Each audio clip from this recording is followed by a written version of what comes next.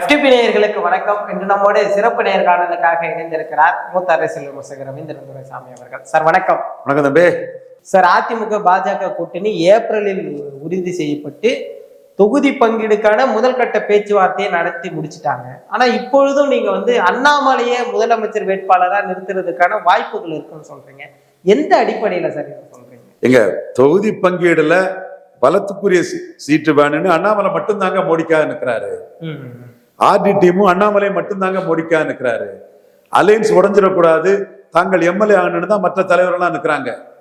வேற சொல்றதுக்கு எனக்கு ஒன்றும் சங்கோஜம் இல்லை. ஆர்டி டீம் மோடிக்காக நிற்கிறாரு, அண்ணாமலை மோடிக்காக நிற்கிறாங்க. மற்றவங்க எடப்பாடி கொடுக்கறத வாங்கிட்டு போய் எம்எல்ஏ ஆனா போதும்னு நிற்கிறாங்க. அப்போ மோடி கிட்ட நம்ம பார்வை கொண்டு போகணும்ல. அந்த இடத்துக்குள்ள நம்ம மோடி கிட்ட ஆல்டர்னேட் என்னன்னு கேட்பாரு. அப்ப நம்ம என்ன சொல்றோம்னா 2.7 விழுக்காடு ஓட்டு தான் 2021 இருந்தது. அதனால 24 சேர்க்காம கலத்தி விட்டுட்டார். அண்ணாமலை 12 சீட்டு கேட்கும் போது அவர் 6 சீட்டு தான் தருவன்னு சொல்லி கலத்தி விட்டுட்டாரு. இப்போ 11.4 விழுக்காடு வாக்கு இருக்குது. சீமானை கீழே விளவங்கோட்டில் போயிருக்கிறாரு, சீமானை கீழே கன்னியாகுமரியில போயிருக்காரு, சீமானை கீழே புதுச்சேரியில போயிருக்கிறாரு. தென் தமிழகத்துல சீமானோட 30,000 ஓட்டு குறைவா எடுத்திருக்கிறார். அவர் 7, சீமான் 10 கேண்டிடேட்ஸ். அப்போ சீமானுக்கும் பிஎம் கேண்டிடேட் இல்லை. ஆனா பார்லிமெண்ட் வேற, அசம்பிளி வேறன்னு நம்மளை ஏமாத்துவாங்க. 24 கலத்தி விட்டவர் 29 கலத்தி விட பார்ப்பாரு. ஏன் 19 கூட்டணி வேண்டான்னு தானே தமிழிசை அம்மையாட்ட சொன்னாரு. அப்ப நீங்க 3%, 4% ஓட்டுக்குள்ள சீட்டை வாங்கிக்கிட்டு பாஜக சீட்டு ஜெயிக்காது, அதுல எனக்கு நம்பிக்கை இல்லை. வாங்கிக்கிட்டு ஓட் டிரான்ஸ்ஃபரிங் சீட் கன்வெர்ட்டிங் இல்லாத இவர்கிட்ட வாங்கிக்கிட்டு பொருந்தா கூட்டணி அப்படி மோசம் போனா 29 மோடியை கலத்தி விட்டுறாரு. எப்படி சசிகலா அம்மையார வீழ்த்தணும்? சசிகலா அம்மையார் தரப்பு ராகுல் காந்தியை வச்சு மோடி கிட்ட பவர் பாலிடிக்ஸ் பண்ணாங்க. அப்போ இவங்க 69 இருந்தே சஞ்சீவ் ரெட்டி காமராஜை தோத்து கிரி ஜெயித்ததுல இருந்தே ஒரு பிராமண சமுதாயத்துக்கு ஆதரவான நிலையும், ஒரு கருணாநிதியோட நிலைப்பாட்டுல சஞ்சீவ் ரெட்டி தோத்ததுக்கு மகிழ்ச்சியும், காமராஜ் கேண்டிடேட்டு தோல்விக்கு மகிழ்ச்சியும், இந்திரா காந்தி கேண்டிடேட்டுக்கு வெற்றியும் கொண்டாடி உணர்வுபூர்வமா நின்றவங்க, சந்தேகம் இல்லாது. அப்போ 2 பிரதமர்களை முள்ளிவாய்க்கால் முற்றத்துல கமாண்ட் பண்ண காமராஜ் படத்தை வைக்கல. சாஸ்திரி, இந்திரா காந்தின்னு 2 upper caste Brahmins, upper caste prime ministers. அவர் ஹேஸ் தான், இவங்க பிராமின். இவங்கெல்லாம் நான் மரப்பாச்சி பொம்மைன்னு தான் சொல்லிட்டு இருந்தாங்க. சாஸ்திரி பிரைம் மினிஸ்டர் காமராஜரை நேரில் பார்த்தார். வரலாற்றை பார்த்தா எல்லாமே தெரியும். அப்போ அந்த உயரத்துல இருந்த ஒரு தமிழன் படத்தை முள்ளிவாய்க்கால் முற்றத்துல வைக்கல. இந்திரா காந்தி அபிமானிகள், இந்திரா காந்தி பாசம், தப்பு இல்லை, அது அவங்க உணர்வு. அப்ப நம்ம மோடி கிட்ட அதை சொல்றோம். இப்படிப்பட்ட உணர்வு கொண்டவங்க காங்கிரஸ் ஆட்கள். நீங்க நான் ஜவடேகர்ட்ட பேசும்போதும் சரி, சுரேஷ் பிரபுட்ட பேசும்போதும் சரி, அருண் ஜேட்லில பேசும்போதும் சரி, both DMK and ADMK are very fond of Congress option. If Natarajan's wife Sasigala is allowed to become CM, Congress will have both DMK and ADMK option. Virtually BJP will be left in lurch. நமக்கு ஒண்ணுமில்ல, தெருவில் தான் கிடக்கணும். ஒண்ணுமில்ல, மக்களவை தேர்தல் தெருவில் தான் கிடக்கணும். நடராஜன் காங்கிரஸ் ஆளு, இந்திரா காந்தி குடும்ப ஆளு, காமராஜ் இதுக்கு எதிரானவங்க. அதே இந்த ஜீவ சகாப்த சொல்றாரு இல்லையா, ஒரு முக்குலத்தோர் சமூக தம்பி திராவிட இயக்கத்துல இருக்காருல்ல, அவர் சொல்றாரு இல்லையா, அந்த ஆன்டி காங்கிரஸ் மைண்ட் செட் சொல்றாரு இல்லையா, அந்த ஆன்டி காங்கிரஸ் மைண்ட் செட் உள்ளவர் தான் நடராஜன். கலைஞருக்கு ஆளு, இந்திரா காந்தி ஜெயலலிதா அம்மையாட்ட இருந்தாப்புல. அப்போ அவரு ப்ரோ இந்திரா காந்தி குடும்பத்துக்குள்ளதான் இருப்பாரு. நமக்கு கூட்டணி வாய்ப்பு கிடைக்காது. அவரு கன்ஷிராமையும் முலாயம் சிங் யாதையும் சேர்த்து வச்சு பாஜகவுக்கே தண்ணி காட்டினவர். இன்னைக்கும் அவரு உயிரோடு இருந்திருப்பாங்கன்னா சசிகலா தான் சிஎம் ஆயிருப்பாங்கன்னா அவங்க தான் சிஎம் இருப்பாங்க. 200 சீட்டு வர விட்டுருக்க மாட்டாங்க பிஜேபிக்கு, 240 வர விட்டுருக்க மாட்டாங்க, 200 தள்ளி இருப்பாங்க. அந்த அளவு கெப்பாசிட்டி, துணிச்சல், அறிவு, ஆற்றல்லாம் உள்ளவங்க. சோ அவங்க இந்திரா காந்திக்கு ஆள், அதுதான் மேட்ரு. அப்போ நமக்கு அவங்களால லாபம் இல்லை. அதே மாதிரி இன்னைக்கு நடராஜனுக்கு சிஷியனா இருந்த எடப்பாடி பழனிசாமியும் இந்திரா காந்தி சென்றிக்காட்டு 71 காங்கிரஸ் ஜெயித்து, 77 காங்கிரஸ் ஜெயித்து, 80 காங்கிரஸ் ஜெயித்து, 84 காங்கிரஸ் ஜெயித்து, 89 காங்கிரஸ் ஜெயித்து, 91 காங்கிரஸ் ஜெயித்து பார்லிமெண்ட். 2004 சோனியா காந்தி ஜெயித்தாங்க. அதனாலதான் கலைஞர் 2006 வந்தாரு. 2019 ராகுல் ஜெயித்தாரு. அதனாலதான் ஸ்டாலின் 2021 வந்தாரு. அப்போ காங்கிரஸ் கூட நம்ம ஜெயித்தாதான் அசம்பிளியில வர முடியுங்கிற எண்ணம் கொண்டவர். அப்ப இன்னைக்கு ஒரு 10 விழுக்காடு பலத்துக்குள்ள சீட்டு வாங்கி அந்த பலத்தை நிரூபிக்கலன்னா 29 அவர் கண்டிப்பா ராகுல் காந்திக்கு ஆஃபர் கொடுப்பாரு, மோடியை தெருவில் விடுவார். அப்ப மோடி ஏமாந்து இருக்கிறதுக்கா அண்ணாமலையும் ஆர்டியும் பொலிட்டிக்ஸ் பண்ண முடியும்? 2021 இந்த மாதிரி மோடிக்காக நம்ம நின்னதானே ஜெயித்தோம்.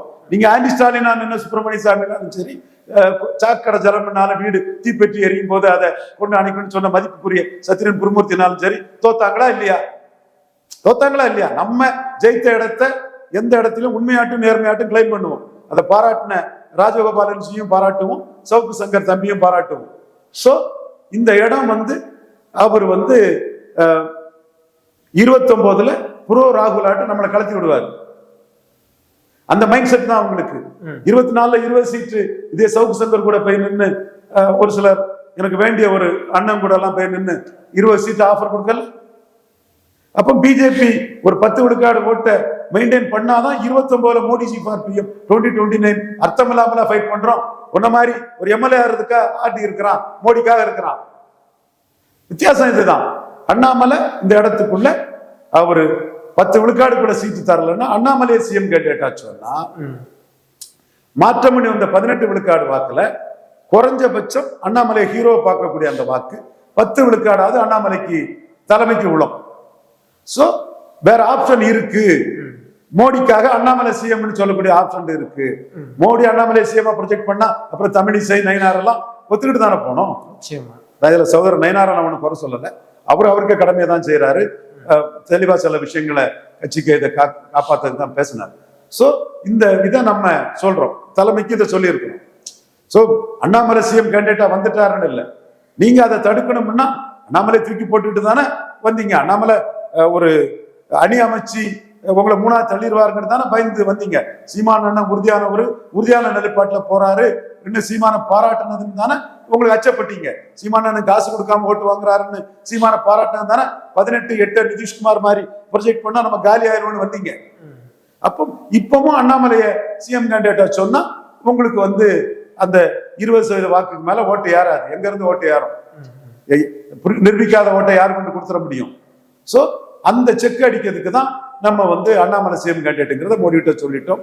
அவங்களும் அதை உணர்றாங்க. இப்போ சீட் ஷேரிங்ல பலத்துக்குரிய சீட்டு வாங்கணும், இல்லைன்னா அண்ணாமலை சிஎம் கேண்டிடேட்டா சொல்லி களத்துக்குள்ள போகணுங்கிறதா ஒரு நோக்கம். எடப்பாடிக்கு the battle is fought in the mind of Edappadi Palaniswami.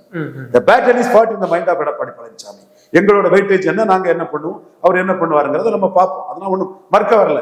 அவர் பெரிய தலைவர், பெரிய ராஜதந்திரி, take it or leave it offer தான் கொடுப்பாரு, எந்த பேரத்திலையும் விழாதவர். பட் நமக்கு எதனால அவரு உள்ள 24ல வந்தாருன்னா நம்ம சீமான பிஎம்ஓவையும் அண்ணாமலையும் பயன்படுத்தி சிஎம் கேண்டிடேட்டா சொல்லிடுவோம்னு அவர் அச்சப்பட்டார்.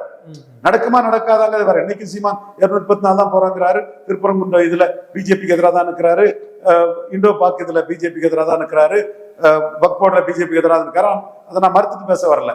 ஒரு வேளையில நம்ம சீமான அந்த இடத்துல ப்ரொஜெக்ட் பண்ணிடுவோம், சசிகலா விஷயத்துல ஜெயித்தது மாதிரி ஜெயித்திருவாங்க அச்சத்துல தானே நீங்க வந்தீங்க. அப்போ அந்த சீட்டை கொடுங்க, அல்லது அண்ணாமலை சிஎம் சொல்லிட்டு போறோம் இன்னைக்குள்ள காலகட்டத்தில்ங்கிறதா என்னோட கருத்தாட்டு. அண்ணாமலை சிஎம் கேண்டிடேட்டா முன்னிறுத்துறதே மோடிக்காக முன்னிறுத்துறோம், அண்ணாமலைக்காக இல்ல. அண்ணாமலைங்கிற ஆயுதத்தை வச்சுதான் எடப்பாடி எதிர்கொள்ள முடியும். வெளிப்படையாக சொல்லக்கூடியவங்கன்னா பார்ப்போம் என்ன சீட்டு தாராரு, சுதாகர் ரெட்டி எப்படி பார்கெயின் பண்றாரு என்னன்னு பார்ப்போம். சுதாகர் ரெட்டி எல்லாம் தெளிவா சொல்லிட்டாரு. பவன் கல்யாண் நிரூபிச்சாரு, ஓட்டை டிரான்ஸ்பர் பண்ணாரு.